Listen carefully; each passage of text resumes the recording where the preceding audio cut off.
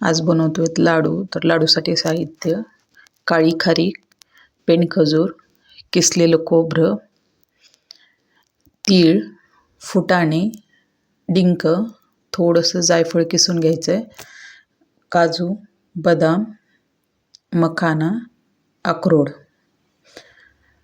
ते छान मस्तपैकी भाजून घ्यायचे. डिंक टाकला, त्याच्यामध्ये थोडंसं तूप टाकलं. डिंक पूर्ण फुलला पाहिजे, असा मखाण्यासारखा दिसतो. हे सगळं साहित्य भाजून घ्यायचं, मिक्सरमधून काढायचं आणि शेवटी पेंडखजूर ठेवायची काढण्यासाठी, कारण की ते भांड्याला चिटकून भांडं जाम होतं. त्याच्यासाठी साहित्य टाकायचं, नंतर पेंडखजूर टाकायची थोडीशी, त्याच्यावरती परत ते आपण काढलेलं मिक्सर टाकायचं आणि मिक्सरच्या भांड्यातून बारीक करायचं. म्हणजे लाडू पण छान होतात. पाणी वगैरे लावायची काहीच गरज नाही, तुम्ही बघू शकतात.